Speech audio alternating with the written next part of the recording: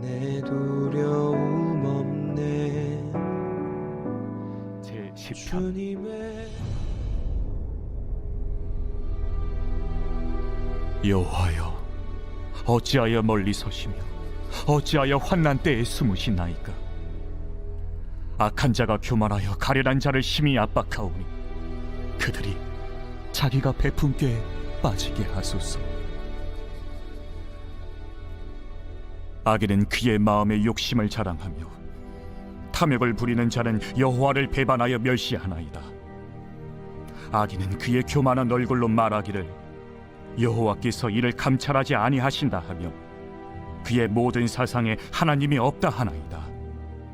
그의 길은 언제든지 견고하고 주의 심판은 높아서 그에게 미치지 못하오니 그는 그의 모든 대적들을 멸시하며 그의 마음에 이르기를 나는 흔들리지 아니하며 대대로 환난을 당하지 아니하리라 하나이다. 그의 입에는 저주와 거짓과 포악이 충만하며 그의 혀 밑에는 잔해와 죄악이 있나이다.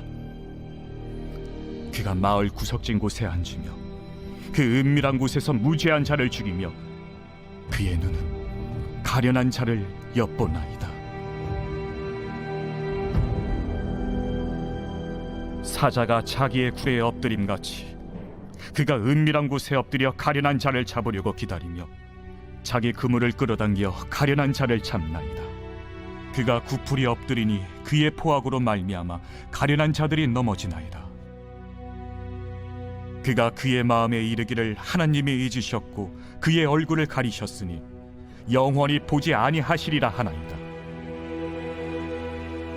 여호와여, 일어나옵소서. 하나님이여, 손을 드옵소서. 가난한 자들을 잊지 마옵소서. 어찌하여 악인이 하나님을 멸시하여 그의 마음에 이르기를 주는 감찰하지 아니하리라 하나이까? 주께서는 보셨나이다. 주는 재앙과 원한을 감찰하시고 주의 손으로 갚으려 하시오니 외로운 자가 주를 의지하나이다. 주는 벌써부터 고아를 도우시는 이신이이다. 악인의 팔을 꺾으소서. 악한 자의 악을 더 이상 찾아낼 수 없을 때까지 찾으소서. 여호와께서는 영원 무궁하도록 왕이시니 이방 나라들이 주의 땅에서 멸망하였나이다. 여호와여, 주는 겸손한 자의 소원을 들으셨사오니 그들의 마음을 준비하시며 귀를 기울여 들으시고 고아와 압제당하는 자를 위하여 심판하사 세상에 속한 자가 다시는 위협하지 못하게 하시리이다.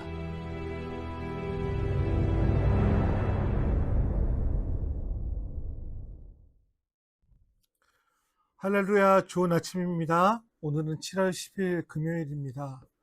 날씨가 급격하게 변합니다. 비가 오다가 밝아지고 또 그렇습니다. 갑자기 하늘에서 동남아시아의 스콜이라고 하죠. 그렇게 보내는 시기 가운데 건강하게 보내시기를 기도합니다. 그리고 무더위 가운데에도 안전운전 하시고 건강도 잘 챙기시기를 바랍니다. 그리고 덥고 짜증나는 날씨 가운데에서 마음을 잘 다스리시고 선과 사랑을 흘려보내는 축복의 통로 되시길 바랍니다. 함께 나눌 말씀은 시편입니다. 시편은 총 150편까지의 말씀이 있습니다. 시편 1절부터 18절까지 말씀은 탄식시입니다.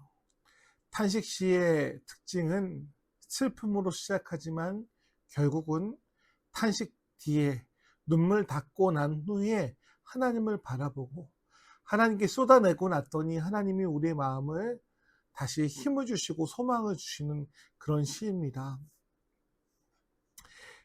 저자가 다윗으로 예상되어져요.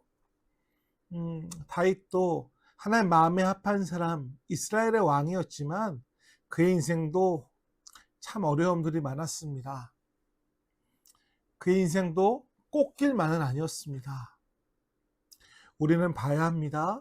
이 땅에서의 샬롬이 아니라 하나님 나라를 가는 그날까지의 샬롬, 하나님과 동행하는 그 평안함, 하나님으로부터 오는 상황과 환경이 어떠하든지 간에 주님이 주시는 그 샬롬의 은혜를 누리시는 우리 감화교회 성도님들 되시기를 축복합니다.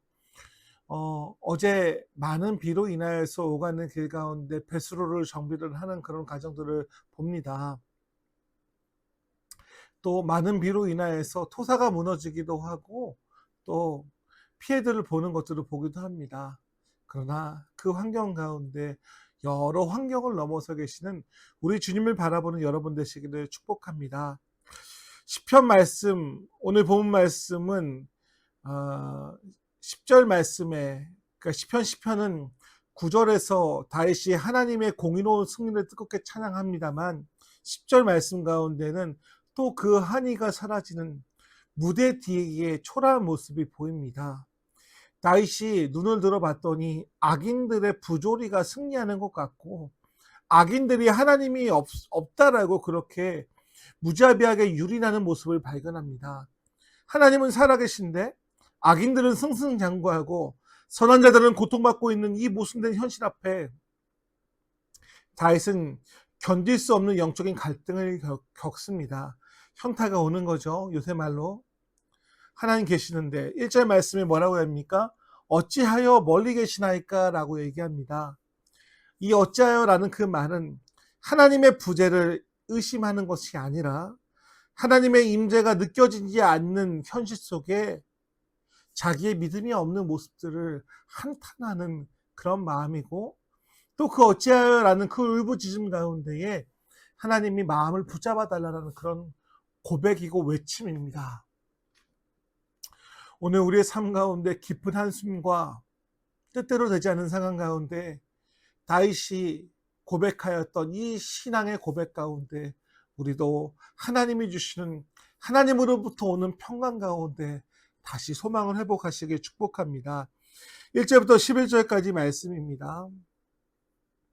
다윗은 여러 환경 가운데 악인의 오만함을 넘어서 하나님의 임재와 하나님의 심판을 바라보려 노력합니다.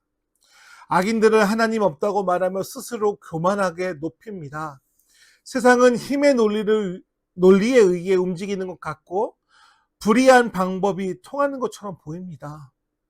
불법이 장행되어지고 눈 가리고 아웅이고 돈 있는 사람, 힘 있는 사람이 먼저인 그 시기들 가운데에서 다윗은 괴로워합니다. 하지만 악인의 오만함은 그들의 힘이 아니라 멸망을 향한 그 길임을 다윗은 고백합니다. 하나님을 부정하고 교만할수록 스스로 심판의 벼랑 끝으로 다가가고 있음을 다윗은 믿음의 눈으로 고백합니다. 악인의 번영을 불허하거나 그들의 악함을 따라하지 말고 그 길을 걸어가지 않는 구별된 우리가 되시기를 하나님의 통치를 바라보며 나아가는 성도님들 되시기를 주님의 이름으로 축복합니다. 두 번째로 12절부터 15절까지 말씀입니다. 다윗은 어찌하여 라는 그 부르짖음 가운데 침묵하신 하나님 때문에 속상하고 마음이 외로웠습니다. 그런데 다윗은 얘기합니다. 하나님의 침묵은 외면이 아니라 정교한 섭리이다라고 그들이 돌이킬 수 있는 시간들을 주고 그들까지도 품으시려는 하나님의 공의의 시간이다라고 우리 가운데 얘기합니다. 하나님은 결코 가난한 자들의 부르짖음을 잊지 않으시는 분이다라고 고백합니다. 하나님은 악인의 팔을 꺾으시고 그들의 숨겨진 악을 찾아내어 반드시 심판하시는 공의의 하나님이십니다.